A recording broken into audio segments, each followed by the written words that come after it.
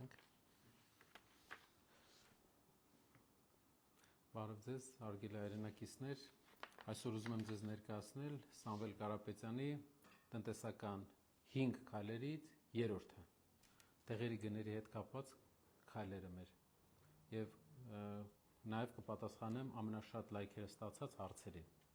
Սպասենք մի քանի րոպե մինչև մեր հայրենակիցները միանան եւ դրա ընթացքում կարողանանք արդեն պատասխանել բոլոր հարցերին։ Հիշեցնեմ, որ Սամվել Կարապետյանը տնտեսական 5 քայլ է առաջարկում Հայաստանը վերափոխելու համար եւ այդ 5 քայլերի մեջ առաջին քայլը 300,000 աշխատատեղն է, երկրորդ քայլը 0% հարկ փոքր բիզնեսի համար, երրորդ քայլը 20% ավելի էժան դեղորայք մեր հայրենակիցների համար։ Մենք ունենք նաեւ 4-րդ քայլ գյուղերի համար մթերման կայանների ստեղծում, մթերման հարցի լուծում եւ 5-րդ քայլը դա էժան բնակարաններն են։ 4-րդ եւ 5-րդ քայլերի մասին մենք հետագայում կներկայացնենք, իսկ այսօր ուզում ենք ներկայացնենք 3-րդ քայլը, Սամվել Կարապետյան։ Ինչու իմ Facebook page-ով հանդես չեմ գալիս, որովհետեւ Facebook-իս page-ը անվտանգությունից ելնելով Facebook-ը մետան օգնել է բան է արել, փակել է ժամանակավոր իմ անվտանգությունից ելնելու, էջի անվտանգությունից չի ջարդվել, ոչ մի բան չի արվել, ուղղակի մետան սահմանափակում է մտցրել, որպեսզի ավելի անվտանգ լինի, փորձ է արվել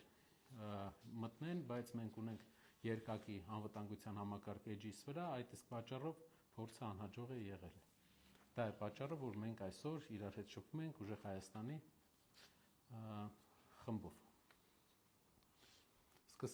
Երևի սկսեմ արդեն մեր հայրենակիցները ընթացքում տեսնում եմ արդեն միացել են շատերը։ Ուրեմն, ինչ է իր մեջ ներառում դեղերի գների նվազումը 20%, ինչու ենք մենք ընտրել այս ճանապարհը։ Բոլոր հարցումների, բոլոր ուսումնասիրությունների արդյունքում մենք հասկացանք, որ մեր հայրենակիցների մոտ հիմնական խնդիրներից մեկը, որ նրանց մոտ ծագում է, հիմնականում մեր հայրենակիցների հիշեցնեմ, ամեն 5 հայաստանցուց մեկը աղքատ է։ Աղքատ ասելով մենք նկատի ունենք, որ խնդիր ունի սնունդ գնելու։ Եվ այս մարդկանց մեր հայրենակիցների գրեթե 20%-ից երբեմն նաև ամեն 4-րդ հայրենակցի որոշ շրջաններում դեպքում մենք ունենում ենք մի խնդիր, մեր հայրենակիցները ունենում են մի խնդիր։ Միջին տարեքի հայաստանցիները ստիպված են որոշում կայացնել, ընտրում են, գնում են դեղ իրենց առողջության համար, թե սնունդ, հագուստ իրենց ընտանիքի, իրենց երեխաների համար։ Եվ դեղորայքը այն մասն է, որը ավելի կարևոր է մարդկանց համար, քան երբեմն որոշ ուրիշ առաջնահերթություններ։ Այդ իսկ պատճառով մենք երբեմն ասում ենք դեղ, թե հաց։ Ինչքան էժանանա դեղերը Հայաստանում, այդքան հնարավորություն կունենանք գնի իջեցում կլինի, այդքան հնարավորություն կունենանք մենք ապահովել մեր հայրենակիցների համար այդ միջոցների ավելի ճիշտ ծախսում։ Շատ մարդիկ, ովքեր ունեն աշխատավարձեր, ցածր աշխատավարձեր, ասում են, որ իրենց աշխատավարձի մինչև 20%-ը տալիս են դեղերին։ Ինչու մենք սկսեցինք աշխատել սրա վրա, որովհետև տեսանք մեծ տարբերություն։ Տարբերությունը Վրաստանի, Ռուսաստանի, եվրոպական երկրների եւ Հայաստանի գների մեջ է։ Ինչն է տարբերությունը Հայաստանում գները գրեթե օրինակ 3000, 4000 դրամ եւ ավել դեղերի մեջ գրեթե 2 անգամ ավելի թանկ են, քան Վրաստանում, Եվրոպական միության շատ երկրներում, անգամ Ռուսաստանում։ Սա մի տարօրինակություն էր, որը մեզ ստիպեց աշխատել այս ուղղությամբ ու հասկանալ որն է խնդիրը։ Իսկ գիտեք որն է խնդիրը։ Մի քանի տարօրինակ խնդիր ունենք մենք մեր համակարգում դեղերի։ Առաջին խնդիրը որ կա, դա նաև որ Հայաստանում գրանցված է ընդամենը 3800 դեղ։ Մինչդեռ Վրաստանում այդ դեղերի քանակը 8000 է։ Դուք պատկերացնում եք, մեր երկրի չափ երկիր է Վրաստանը, բայց 8000 դեղ ունի գրանցած, իսկ Հայաստանը 3700-3800։ Դեղերի գրանցումը բավականին Հայաստանում դժվար process է, արհեստական դեղերի գրանցումը դժվարացվում է, որպեսզի քիչ ընկերություններ գան Հայաստան գրանցեն։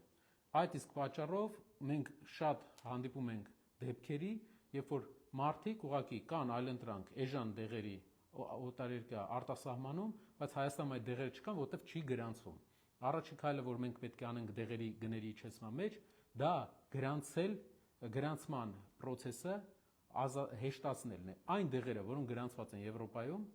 նրանք ավտոմատ գրանցվելու են Հայաստանում, որովհետև եվրոպական համակարգերը ավելի խիստ են լինելու եւ հնարավորություն մեզ տալիս են վստահություն, որ հաստատ որակը ապահովված է։ Այսինքն մենք Եվրոպայում գրանցված դեղերը նաև Հայաստանում ենք ընդունելու եւ դա բերելու է ոչ թե որ մեր շուկայում կա 3700 դեղ, այլ 8-9000 դեղ կգրանցվի։ Իսկ դա կբերի արդեն գների իջեցման, որովհետեւ դեղերը տարբեր տեսակներ, նույն դեղի տարբեր անվանումներ, կոչվում են ջեներիկներ, ավելի էժան են լինում։ Երկրորդ բանը, որ ուսումնասիրեցինք դեղերի գների հետ կապված, ինչու է Հայաստանում դեղերը այսքան թանկ, որովհետեւ քանի որ փոքր երկիր է, Հայաստանում գնում են փոքր ընկերությունների միջնորդներից, այսինքն գործարաններից չի գնում Հայաստանը, այլ միջնորդներից է գնում։ Ինչ ենք մենք առաջարկում, որ մեր երկիրը գնա եւ պայմանավորվի մեծ արտադրողների հետ ամբողջ երկրի քանակի համար, ամբողջ երկրի պահանջարկի համար։ Դա կբերի նրան, որ գները շեշտակի կիջնեն, այսինքն միջնորդները դուրս կգան։ Հուսով եմ շատ արագ չեմ ներկայացնում, եթե տեսնում եք արագ եմ ներկայացնում, խնդրում եմ ինձ ուղեք, ասեք դանդաղ կամ բարձր կամ ցածր։ Պատմություն հայոց ձեր գրածը տեսնում եմ, այո։ Ամերիկայի Միացյալ Նահանգներում գրանցված դեղերը նույնպես մենք կնայենք տարբերակներ, թե ինչպես Ամերիկա, եվրոպական երկրներ գրանցված դեղերը նույնպես մենք կնայենք տարբերակներ եւ կտեսնենք, թե ինչպես ենք լուծելու հարցը, որ Հայաստանում էլ գրանցվի։ Պատկերացնում եք, ամբողջ աշխարհում գրանցվել է, հենց հասնում է Հայաստան, խնդիր ենք ունենում։ Ձայնի խնդիր կա։ Ինչ անենք, հարցացնենք երևի։ Իսկ այսպես լավ է, ոնց եք կարծում։ Իսկ հիմա լավ է, թե չէ ձայնը։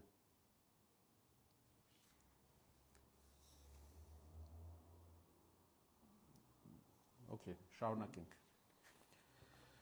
Մի քանի հարցեր, որ մեր հայրենակիցները տալիս են մեզ դեղերի հետ կապված ու ամենաշատ լայքեր հավաքած հարցերն եմ։ Ես ուզում տալ եւ փորձել պատասխանել ձեզ։ Մի քիչ բարձր կխոսեմ, որ հեշտ լսվի։ Ուրեմն, առաջինը, Վահե Աղաջանյան օգտատերը հարցրել է. Նարեկ ջան, միայն 20%-ով էժան դեղերը խնդիրը չի, միայն այդ էժանությունը։ Մասնավորապես, ծանր հիվանդությունների ժամանակ օգտագործվող դեղորայքը դեղատներում ընդհանրապես չկա։ Դրանք անհայտ ճանապարհով գալիս են Հայաստան ու մարդիկ դրանք գնում են սև շուկայից մի քանի անգամ ավելի բարձր գներով, քան նույն Վրաստանում կամ Ռուսաստանում։ Պարոն Աղաջանյանը ուզում է ասել, որ Հայաստանում շատ դեղեր կան, որոնք գրանցված չեն եւ այդ իսկ պատճառով մարդիկ այլ երկրներից չգրանցված դեղեր են բերում ոչ լավ պայմաններում պահված, որը առողջությանը նոր մարտահրավերներ է տալիս։ Մեր առաջարկը հենց դրանում է, որ ազատականացնենք, Հայաստանում թույլ տանք 3800 գրանցված դեղերի տեղը գրանցվի 8000 դեղ Եվրոպական միությունից, Ամերիկայի Միացյալ Նահանգներից, որոնք որ արդեն անցել են բոլոր ստուգումները այդ երկրներում։ Եվ այդ հարցը կլուծի պարոն Աղաջանյանի ասած այս խնդիրը, որը վերաբերվում է դեղերի, նաև քիչ ճարվող դեղերի գտնելուն։ Կարծում եմ բավարարեց պատասխանեցի այդ հարցին, այսինքն հազվադեպ հանդիպող հիվանդությունների համար, եթե Եվրոպայում գրանցված է, Ամերիկայում գրանցված է, Հայաստանում ավտոմատ գրանցված կլինի եւ դեղատները հնարավորություն կտան, նաև ինտերնետ դեղատները ձեզ գնել։ Մյուս հարցը վերաբերվում է Նարեկ ջան, դեղերի գները իհարկե անհրաժեշտ է կարգավորել պետական մակարդակով։ Առաջին անհրաժեշտության դեղերի վրա պետք է լինի պետական մինիմալ գին, ինչին կարելի է հասնել միայն տեղական արտադրություն ունենալով, ճիշտ է։ Հարց. կատարել եք արդյոք հաշվարկներ եւ ուսումնասիրություններ, ինչ դեղեր եւ բժշկական պարագաներ կարելի է Հայաստանում արտադրել։ Տեղական արտադրություն ունենալը պետական անվտանգության հարց է, ճիշտ եք։ Ինչպես գիտեք, մեր տնտեսական ծրագրում մենք նաեւ ունենք առաջի կետը, դա 300,000 նոր աշխատատեղ է, ինչը իր մեջ ներառում երկրում ներմուծումները, մեր երկրի ներմուծումները 4 միլիարդ դոլարով ավելի շատ են, քան արտանումները, այսինքն մենք մեր երկիր 4 միլիարդ դոլարով ավելի շատ ապրանք ենք բերում, քան արտանում ենք։ Դա բերում է նրան, որ մեր երկրում ամեն տարի երկիրը աղքատանում է եւ այդ աղքատության հարցը մենք լուծում ենք ավելի շատ փող ուղարկելով, պետական պարտք ավելացնելով եւ Սփյուռքից ուղարկած փողերի հաշվին։ Մեր առաջարկը միշտ եղել է 300,000 աշխատատեղի ծրագրում դա առաջնային տեղ է, տեղական արտադրություններ հիմնել այն ապրանքները, որը մենք ներմուծում ենք, տեղայնացնել։ Դա կբերի նրան, որ մեր Հայաստանում կստեղծվեն բոլոր մեծ պահանջարկ ունեցող ապրանքների, ոչ հումքային իհարկե, նավթ չունենք, որ նավթի վերամշակում կարող ենք անել, ոսկու վերամշակում կարող ենք անել, չնայած ոսկի ունենք, նույն էլ դեղերի հետ կապված այն դեղերը, դեղամիջոցները, որոնք մեծ պահանջարկ ունեն Հայաստանում, կստեղծվի դրանց արտադրությունները։ Եվ մի քանի օրինակ բերեմ։ Մենք ուսումնասիրել ենք, որ Հայաստանում արտադրվող դեղերի որոշ տեսակներ, վիտամինների որոշ տեսակներ, երբ որ հայկական արտադրության են, ամենաուշն են թանկանում։ Ընդհանրապես, ինչը Հայաստանում արտադրվում է, հայկական ապրանքները, ավելի ուշ է թանկանում, քան ներմուծվողը։ Եվ գները ավելի կայուն են։ Վիտամինների առումով այդպիսի ուսումնասիրություն կար, որ այն վիտամինները, որոնք 300 դրամով էին առաջ օրինակ վաճառվում, հենց հայկական արտադրությունը փակվեց կամ սկսեց արտանել, դարձավ 600 դրամ։ Տեղայնացումը, արտադրությունները հարցը մեր լուծելու են։ Այսինքն խնդիրը լուծելու են Հայաստանում գների։ Մենք ունենք 3 ճանապարհ։ Մեկը ազատականացնել դեղերի շուկան, երկրորդը պետությունը մեծ գնում անի այն դեղերի, որը տեղում չի արտադրում, եւ ոչ թե գնում անի, այլ շրջանակային գին ունենա, որով բոլոր դեղատները կարող են գնալ եւ օտարերկրյա գործարաններից գնել։ Իսկ երրորդը դա արդեն տեղայնացնելն է, տեղական արտադրություններ ստեղծելը, որը մի քանի հարց է լուծում։ Առաջնայինը լուծում է աշխատատեղերի հարցը, երկրորդը լուծում է դեղերի գների հարցը, երրորդը լուծում է ներմուծման տեղը, տեղական արտադրանքի եւ արտահանման հարցը։ Սա շատ կարևոր է եւ տնտեսական ընդհանուր երկրի մոդելը մենք պետք է փոխենք։ Մենք պետք է դառնանք երկիր, որը արտադրում է, որը արտահանում է։ Սա մեր հավատամքն է։ Ճիշտ է, Գարեգինը գրել է, որ Պարսկաստանում գները մատչելի են։ Գարեգին ջան, կա այդպիսի հարց, ուղղակի մի հատ հարց ունենք մենք։ Պարսկականի հետ կապված մենք GMP սերտիֆիկատի խնդիր կա Հայաստան բերելու եւ այդ սերտիֆիկատներին հասնելու համար մենք պետք է պարսկական դեղերը անցնի ամեն դեպքում այդ ստուգումը, նրանք էժան են, բայց նրանք ստուգման կարիք ունեն։ Նույնը չեմ կարող ասել եվրոպական, ամերիկյան շուկաների համար, որտեղ համատարած GMP սերտիֆիկատը կա։ Այն պարսկական դեղերը, որ եվրոպական, ամերիկյան, հայկական, նո պարզա ամերիկյան, էսպայն մի քիչ երևի այդքան հնարավոր չի, եվրոպական կամ հայկական շուկայում գրանցում անցնեն, մենք հնարավորություն կտանք վաճառք իրականացնել, բայց պետք է հիշենք, որ առողջությունը ամենակարևոր բանն է մեր ազգաբնակչության եւ մենք պետք է շատ զգույշ լինենք թույլտվություններ տալու ժամանակ։ Տանք միայն այն դեպքում, երբ որ դա վստահ ապացուցված որակյալ դեղամիջոցներ են։ Մյուս հարցը։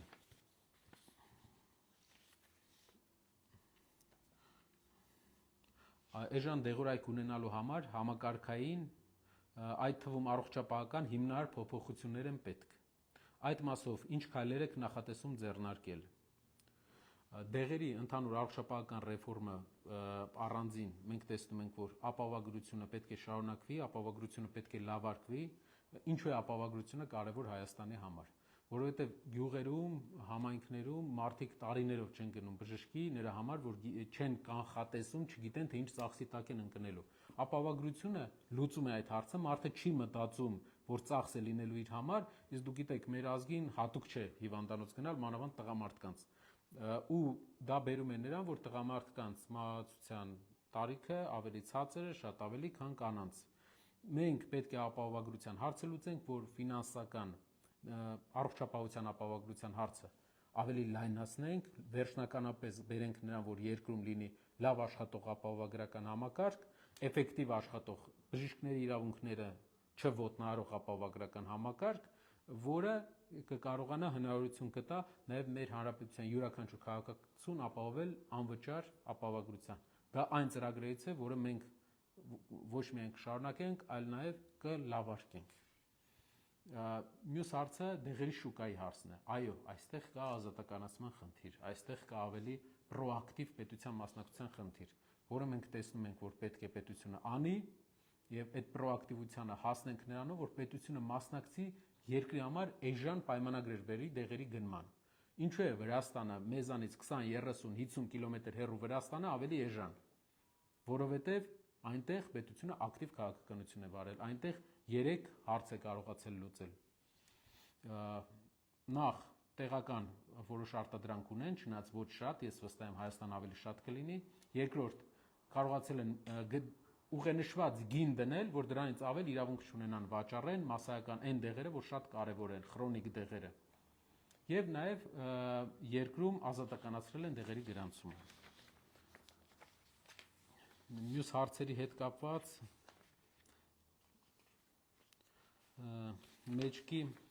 մեջքի մկանային ատրոֆիա հիվանդության դեղորայքը, ինչպես բոլոր երկրներում կլինի պետպատվերով հարց։ Եթե անգամ լինի 20% էժան լինի, միևնույն է, եթե անգամ լինի 20% էժան լինի, միևնույն է, դա շատ թանկ է, պարզ աշխատող եւ ապրող մարդկանց համար։ Հարց. Հասկացա, հիմնականում հայրենակիցը ոնց հասկացա, քրոնիկ որոշ հիվանդությունների մասին է ասում։ Եթե ապահովագրությունը կա, էլ իմաստ չկա